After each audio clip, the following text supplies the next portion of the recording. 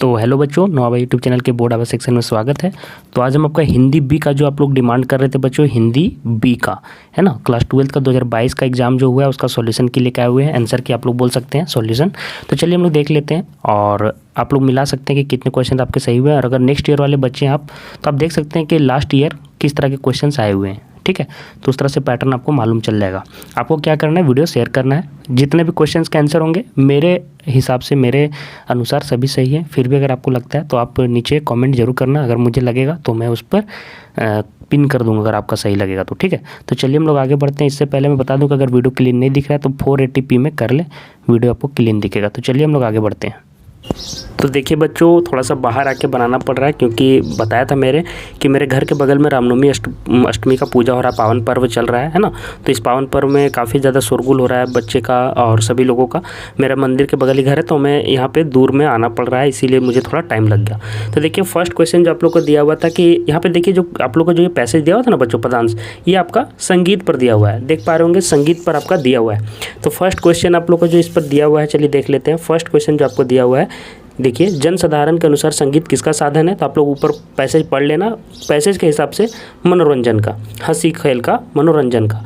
ठीक है, भजन पूजा में कविताएं एवं छंद किसके गुणगान की चीज़ है। तो सेकंड का 2 हो जाएगा भगवान की। ठीक है, आगे देखिए, संगीत मनुष्य के अतिरिक्त किसकी भावनाओं को प्रेरित करने में सक्षम है। 3 का आपका ऑप्शन नंबर 1 सही हो जाएगा, पशु पक्षी। क्या हो जाएगा, पशु पक्षी। फोर्थ नंबर में देखिए क्या दिया है कि संगीत से मनुष्य की कौन सी भावनाएं झंकृत होती हैं, है ना। तो फोर्थ का आपका ऑप्शन नंबर हो जाएगा 3, कोमल, है ना। 4 का 3 हो जाएगा। इस गद्यांश के लिए उपयुक्त शीर्षक कौन है। तो यहाँ पे संगीत की बात की गई तो संगीत का महत्व 5 का 4 हो जाएगा।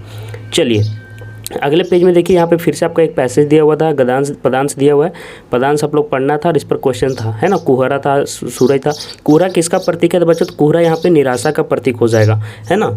तो ठीक है, सूरज किसका प्रतीक है। तो सूरज में किरणें आती हैं और कुहरा अंधेरा लाता है, तो अंधेरा से निराशा, तो उजाला से आशा आती है ना। सूरज को ऐसे भी आशा का प्रतीक ही माना जाता है। सभी जितने भी गद्यांशों पदांशों में यूज किया जाता है वो आशा के तौर पर ही किया जाता है। अब देखिए अगला क्वेश्चन 8 नंबर में, पदांश में अमावस किसका घोतक है बच्चों। तो अमावस किसका घोतक है। 8 का 1 हो जाएगा, घनघोर निराशा। ठीक है, जितना ज़्यादा अंधेरा उतना ज़्यादा निराशा। आगे देखिए, मुट्ठियों में जुगनू दबाना। मुट्ठियों में जुगनू दबाना मतलब क्या हो जाता है, अपनी शक्तियों को उभरने ना देना। 9 का 1 आपका ऑप्शन नंबर सही हो जाएगा। 10th नंबर क्वेश्चन देखो बच्चों, यह कविता क्या प्रेरणा देती है। तो 10th का आपका ऑप्शन नंबर सही हो जाएगा 2, चलते रहने का, आगे बढ़ते रहने का, है ना। आगे देखते हैं, चलिए देखिए व्याकरण क्वेश्चन आ गया है। निराशा में कौन सा उपसर्ग है। नीर हो जाएगा बच्चों। सेकंड ऑप्शन आपका बिल्कुल सही हो जाएगा। साहसिक शब्द में किस प्रत्यय का प्रयोग हुआ है। तो यहाँ पे इक हो जाएगा। तो 12 का आपका ऑप्शन नंबर 3 सही हो जाएगा बच्चों। चलिए 13 नंबर में देखिए, 13 नंबर में पूछ रहा है पीताम्बर में सही संधि विच्छेद, तो हो जाएगा बच्चों पीत जोड़म्बर, जो कि 13 का आपका ऑप्शन नंबर 4 सही है। स्वागत निम्न में से कौन सी संधि है बच्चों। तो स्वागत आपको यहाँ पे 14 का 3 हो जाएगा, यन संधि है। ठीक है, आगे देखिए संधि में कितने भेद होते हैं बच्चों। तो 3 भेद होते हैं, 15 का 3 हो जाएगा। ठीक है, 16 में देखिए, जब वाक्य में प्रयोग किया जाता है उसे क्या कहते हैं बच्चों। तो 16 का आपका आंसर 4 हो जाएगा, पद कहते हैं। आयात मतलब लाना, कहीं से कुछ सामान को लाना, तो उसको बाहर जब भेजा जाता है तो उसको निर्यात कहा जाता है बच्चों। 17 का सेकंड हो जाएगा।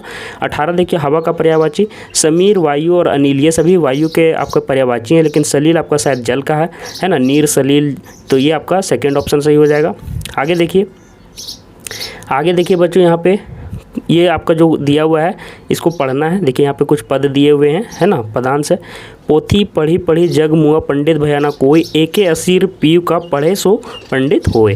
पोथी पढ़ी पढ़ी जग मुआ का आशय क्या है बच्चों यहाँ पे। तो 19 का कौन सा ऑप्शन सही हो जाएगा। पुस्तकीय ज्ञान प्राप्त करके लोग मर गए, है ना। यहाँ पे पहला देखिए ऑप्शन दिया हुआ, फिर लोग रटते रटते मर गए।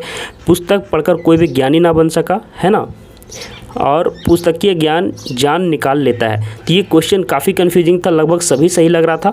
ठीक है बच्चों, तो ये आपका हो जाएगा यहाँ पे पोथी पढ़ी पढ़ी मतलब पुस्तकीय ज्ञान प्राप्त कर करके लोग मर गए।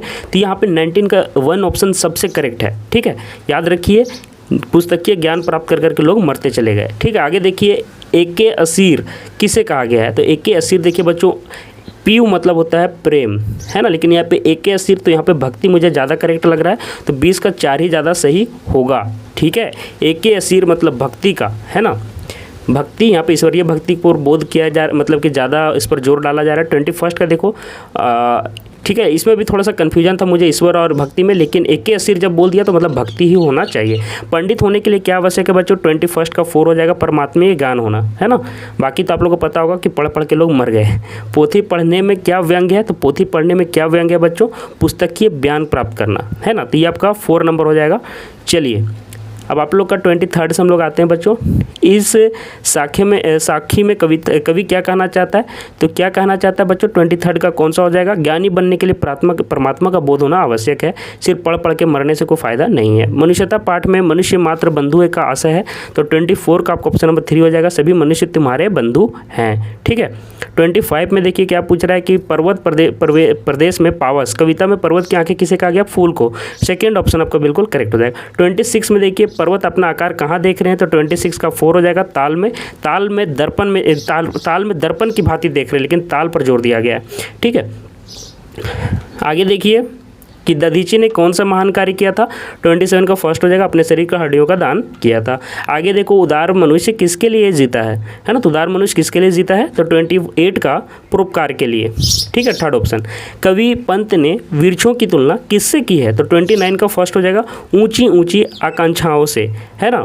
ठीक है, 29 का फर्स्ट हो जाएगा। आगे देखिए 30 में पूछ रहा है कि कबूतर को बचाने के लिए अपना मांस किसने दिया था, तो क्या हो जाएगा, 30 का 3 हो जाएगा, उसनीर के राजा शिवी ने।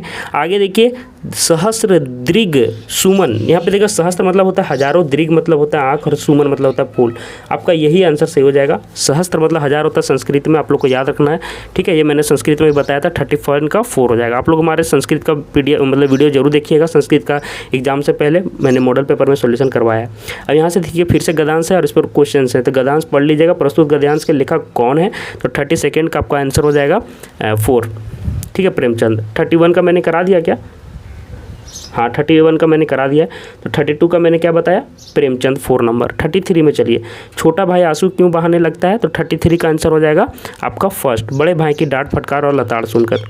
ठीक है, आगे देखिए टाइम टेबल क्यों बनाया जाता है, तो यहाँ पे देखिए 34 का हो जाएगा, ताकि पढ़ाई पूरी तरह से व्यवस्थित रूप से किया जा सके, है ना। तो ये आपका हो जाएगा 34 का 4, है ना। टाइम टेबल इसीलिए बनाया जाता है ताकि समय पर सारे काम हो।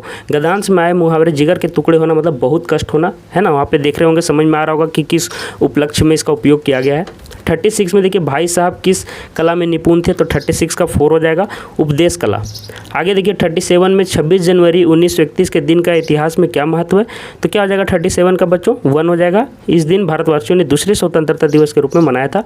ठीक है, आगे देखिए 38 में सुभाष बाबू के जुलूस में स्त्रियों का क्या सहयोग था, तो सभी जितने भी आपको ऑप्शन दिख रहे हैं ना, जुलूस बनाकर स्थल में गए, चढ़े बढ़े, लाठी, सभी चीज़ें हो जाएंगी। लाठियाँ खाती हुई लाल बाजार में चढ़ गई, बंद हो गई, तो इनमें से सभी हो जाएगा। आगे देखिए 39 में सुभाष बाबू के जुलूस का भार किस पर था, तो किस पर था बच्चों, तो 39 का हो जाएगा पूर्णोदास पर। ठीक है, बंगाली थे, लग रहा है नाम से ही पूर्णोदास। सुभाष बाबू के जुलूस को कहाँ रोका गया, तो 40 का आपका आंसर करेक्ट हो जाएगा 4, चौरंगी पर, है ना। आप लोगों को कमेंट करना है बच्चों कि जो आप लोग को यहाँ पे दीर्घ मतलब जो मैंने बताया कि दीर्घ का अर्थ क्या होता है, ये आपको कमेंट करना है।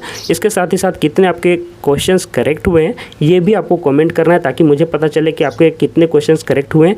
1-2 क्वेश्चन अगर जिसमें आपको लगता है कि हमने कुछ मतलब कि अपने हिसाब से अगर कुछ गलत किया है, तो आप उसको जरूर बोलिएगा, नीचे कमेंट कीजिएगा, मैं उसे पिन कर दिया करूँगा अगर मुझे लगेगा कि वो सही है तो। ठीक है, तो आप लोग को आशा करता हूँ ये वीडियो पसंद आएगा। वीडियो को अपने सभी दोस्तों को शेयर कर देना और चैनल सब्सक्राइब कर लेना। और टेलीग्राम ग्रुप का यार मैंने नीचे लिंक दे दिया, सभी लोग तुम लोग जुड़ जाओ बच्चों, वहाँ पर सभी का PDF मिल जाएगा और इंपॉर्टेंट क्वेश्चन के मतलब कि जो भी मॉडल पेपर के PDF मिल जाएंगे और सभी टिप्स भी वहाँ दिए जाते हैं। तो आज के लिए बस इतना ही बच्चों, धन्यवाद।